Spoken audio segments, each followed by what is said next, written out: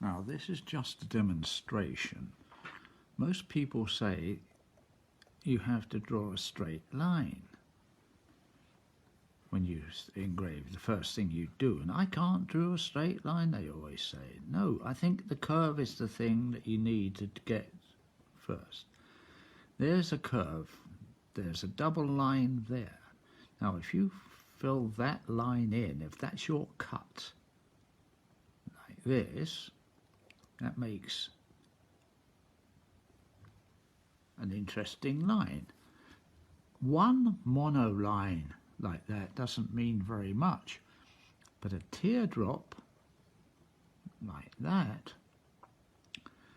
does. Now if you cut a teardrop and you practice these little cuts like this, and you go in gently, deeper, flick out, and you get this cut.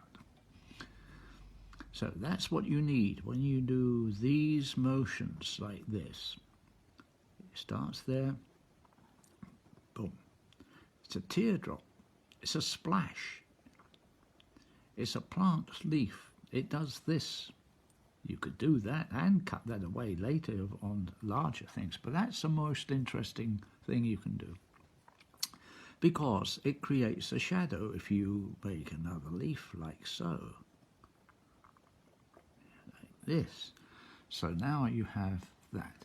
If it's just that and that, doesn't show very much, but that's got life to it. This one doesn't, until you do that, which creates the shadow and the modelling of whatever you're doing.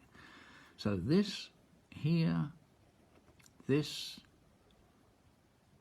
like that, could end up like this, like that, like that. You already have a shape. These are the lines that you want. So to make them go together, there's one, because it's got that shape to it like that, you see, that's one. Then you do another one, click, it has this movement. Another one that comes here, underneath, like so, creates another movement. Another one like that. You create these shapes just by this shape here. So by doing this, this, and these shapes here, you can do all your leaf work by getting these shapes like so. But because this is a pen and it gets monoline, you want to have something flexible like your graver or another pen with a nib that gives you these shadows, these movements. This is what good engraving is. This is the old-fashioned way of doing it. I see so many engravings that have this monoline in it, hasn't got any form or shape. It doesn't create a modelling, but by using this it becomes shadow. No matter what you do with that now, and this type of thing, it creates an illusion. So these are the lines you want to get. Keep there. One monoline. You need to use the lines, of course, if you're doing border work and you're cutting edges, and then you're going to fill this up with a design of some sort. But that's the first thing I would explain to you. Get this cut first, and then practice these teardrops, boop, boop, like so. And then you get the fine movements coming like this. You will get this movement coming back on itself. The teardrop like so.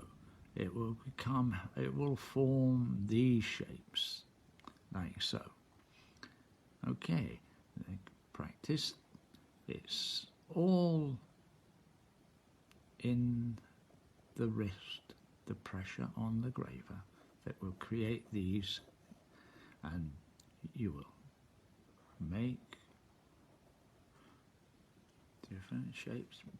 That's the way we were taught to cut. You just did a shortcut. You did another one this way. boom, and another one maybe like that, so you create a leaf. The problem with a lot of this now, it seems as though people just like to take the long way over, make a big leaf like so to fill in the gap, and that doesn't create much of an interest. To do that, you would make one cut like this, you would take another cut like that. Now you've already made an interesting shape. If you make another cut in there, it creates another shape. This is very rough, of course. This is just to give you an illustration on the first lesson of how to create. So there are a few little things to practice. You join everything together. I'll go into the details of how to section up a leaf or a scroll. Like the human body is all built on this type of thing. So if it was an arm, you had the deltoids, then it comes down to the elbow, then it comes down to the wrist, and it comes down to the hand. You know, so like this. So everything is built up like that. Of course, your head would be here again. So that's how the body, that's how scrollwork is built up, or the leaves are built up. If you build them up in sections like this, 1, 2, 3, it's a rhythm. So you get your rhythm. So you get a beautiful rhythm. This is the type of scroll that I'm trying to explain. There are plenty of other scrolls, and they're very well done if they're done by an expert. But for a learner to do it and to follow that trend, I think it doesn't appeal. So I'll leave you to do this for a moment and see how things go.